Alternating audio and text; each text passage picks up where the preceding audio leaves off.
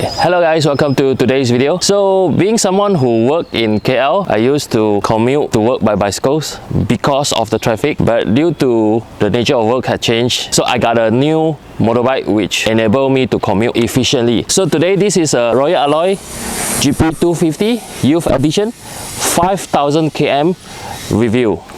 Let's go. So I will start off with the overall brands of Royal Alloy. So if you're not a motorbike enthusiast, this brand might be relatively new to you. So yes, they are a new brand. According to the information on the internet, they are from UK. However, most of their motorbikes are produced in Thailand or China. When I dig in deeper, they seems to have a lawsuit with another vintage classic brand, which is Skomadi. But today we are not here to talk about lawsuit, so I will just take whatever on the internet. So Royal Alloy, being a new brand, they try to tap into market of modern classic. As you can see over here, they only produce scooters that tribute to the Lambretta look and feel. If you don't know about Lambretta, you might know the competitor of Lambretta, which is Vespa. So back in Italy, Vespa is the common daily motorbike brand that everyone use, but Lambretta is at the performance side of the scooter back then. As the design from that era, you get steel body panel, relatively low handlebar sitting position, and so on. Royal Alloy in Malaysia, they do offer two models, which is TG, Tiaga Grande, and GP. I think it's pronounced as Grand Prix or something like that. TG is pretty simple. They only offer 250cc engine capacity, the bigger one, while the GP they offer 125, 180 and 250. Over here, this is a special edition, which is a youth edition, where it does come with something different. As you can see over here, this is a transparent side panel, and also the youth edition get the TFT screen carry from TG. The usual GP, you only get the black and white LCD screen. Alright, that's pretty much about the introduction of the brand and the existence of the brand in Malaysia. Now let's move on to the design and look and feel. Now the instrument panel over here, this is quite standard, but at the same time there is a few things that you don't get it usually. First, you get a TFT screen that come with a Bluetooth connectivity. Although the Bluetooth connectivity doesn't really functional, you do get phone number pop up whenever people call you, but other than that you don't get any other function. You have your speedometer, you have your RPM,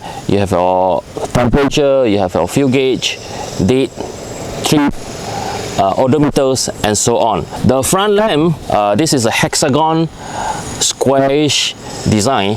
Not all designs supposed to come with a round headlamp.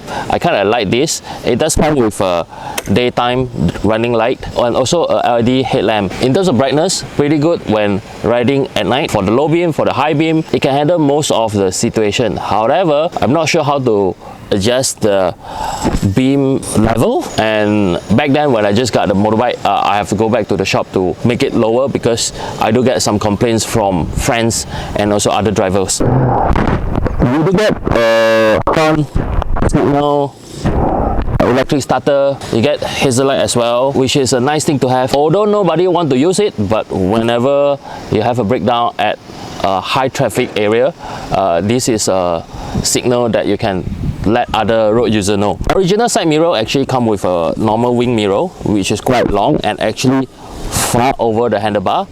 One modification that I did is this bar end mirror. It comes with blue tint coated, so it's not as glaring. So another thing is this windshield at the front.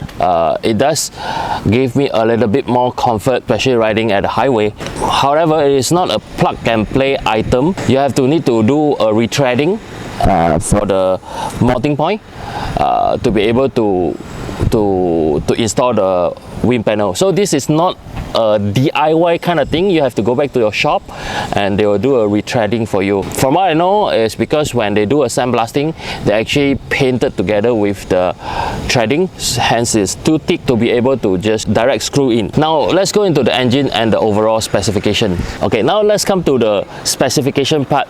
Now the Royal Alloy 250 engine is using Piaggio engine, which is the same engine as Vespa. When you search online, especially on YouTube, you might get GP300 instead of GP 250. I guess this is because Malaysia license grading at B2 that you are allowed to ride is 250, so they have to downsize the engine to cater for the market. So this is a 244cc engine, produce a 22 horsepower at around 8,000 RPM, 21 Newton meter of torque at 6,500 RPM. It is a single piston, and just as other scooters in the market, it is a CVT gearbox, so you got no clutch, no gears, nothing to worry about, just twist and go. For the suspension system, it does come with dual shocks at the back, dual shocks at the front, equipped with Bosch ABS, which is a really nice thing to have in terms of modern practicality. The complication of the road, the rain, and also driver who got distracted by phone, the ABS will come in very handy whenever it needed to. One thing that is a little bit different compared to the usual scooters, this bike front suspension come with an anti-dive system.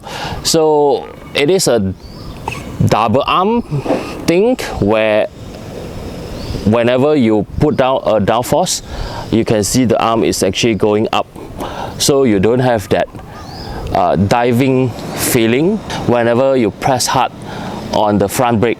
If we go back to the suspension, both come with preload settings.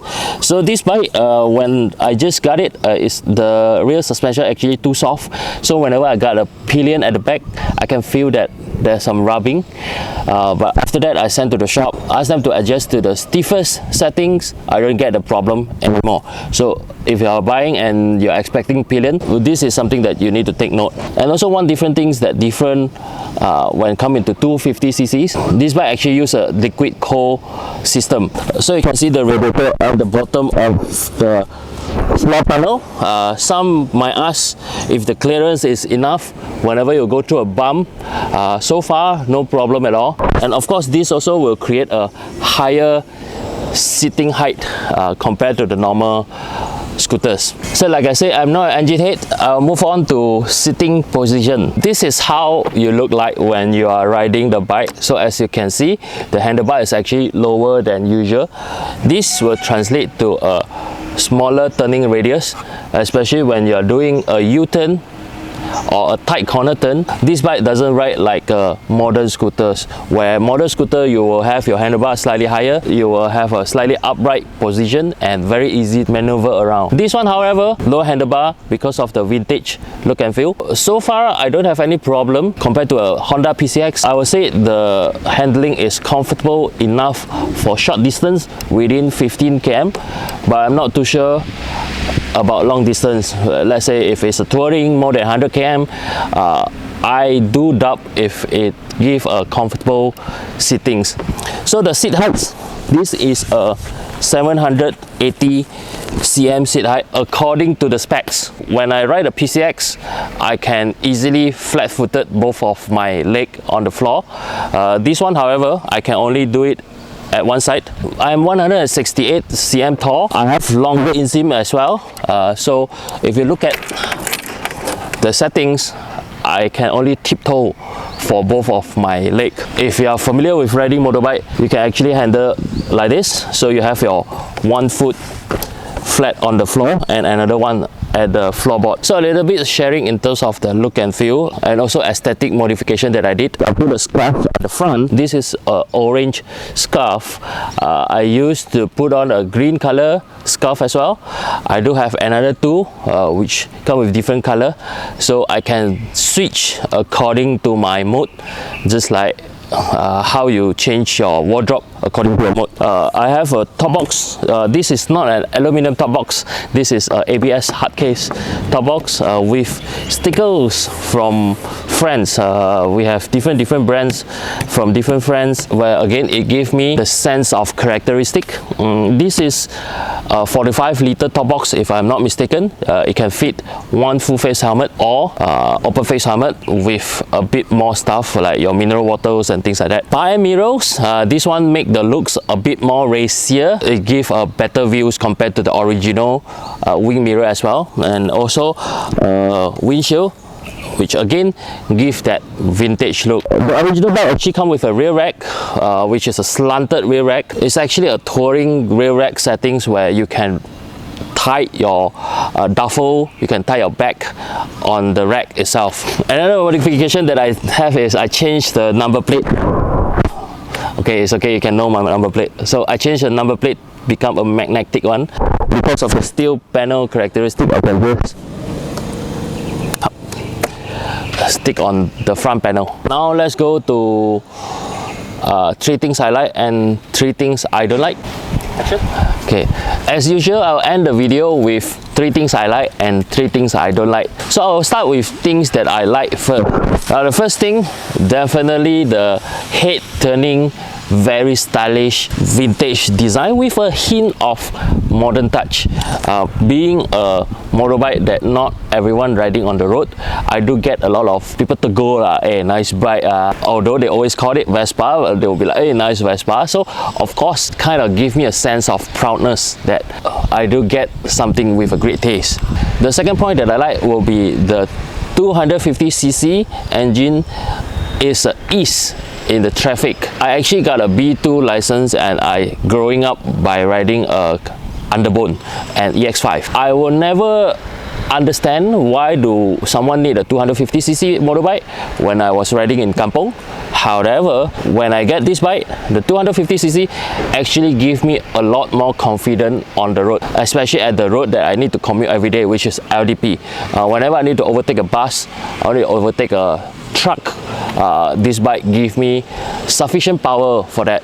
I'm never a racer, so top speed and all those never my concern. The power that it produces and also the safety parts, which is the ABS, give me a lot of confidence. Third thing will be being a vintage classic motorbike, and me being someone who are not very good in terms of mechanical modification, this bike is very easy to bring out the personal character by adding small little touch. For example, I added a orange color scarf in front, so that's kind of bring up my character. I will be able to do my own color matching. I really like how green and orange match together, just like any other bicycle that I built. I always apply this 60, 30, 10% theory. So 60% will be the beige cream color, the 30% will be the green side panel, and also 10% it will up to me, be it orange, be it red, be it yellow. So whenever you see this on the road, you know that's mine. Another thing is the top box at the back. I will be able to create my own character by putting in stickers from different brands from friends. That's again kind of bring up my own character. You know, this bike will be one and only by doing visual modification by my own. Now let's come to things that I don't like. So first, this is a relatively new brand. When it comes to new brand, it doesn't come with a problem, nothing happened. But just like Lambretta in Malaysia many years ago, they joined in Malaysia market and then they didn't make it, and then they quit Malaysia market. So you might not get the service support in Malaysia after that. So same thing as Royal Alloy, they are here for now. They are okay, I guess, but we are not so sure if they are doing good or not. That also reflect on their attention to details. For example, the user manual that I get is actually a direct copy from TG. They didn't purposely print another version for the GP250. So some of the things is actually not applicable. Some of the information that I tried to get from the user manual doesn't really there. So I have to dig deeper in the internet and find my answer. Okay, the second point will be the price point. Of course, being expensive is not their problem, it's my problem. However, at the price point that they are offering, it's almost hitting the Vespa GTS 300. So you will be in dilemma that should you spend a few more thousand for a brand that is much more reliable, or a brand that is newer in the market but did a good job on design. Of course, I choose the latter, but like I said, being a newcomer in the market, I do hope they come in with a slightly affordable price. And the third thing will be the limited storage space. Ever since since I grew up, every scooters come with an underseat storage. However, this bike doesn't come with one. That is one of the main things that you get a scooters for, where you can store your helmet under your seat. You don't have to carry around your helmet and so on. Well, because of this point, I actually procrastinate if I should get this bike for quite a long time, 6 months to consider if this is a problem for me or not, because this go back to the practicality. No matter how great is the design, always will be function over form. After 5,000 km, it's okay for me now. I can use my top box to store my helmet, but I wish it come with a underseat storage. So when you have a pillion, you don't have to carry your helmet around. So that's all for this video. If you like this video, do subscribe to the channel so you get notification whenever I upload a new video. I'll see you in the next one. Bye bye.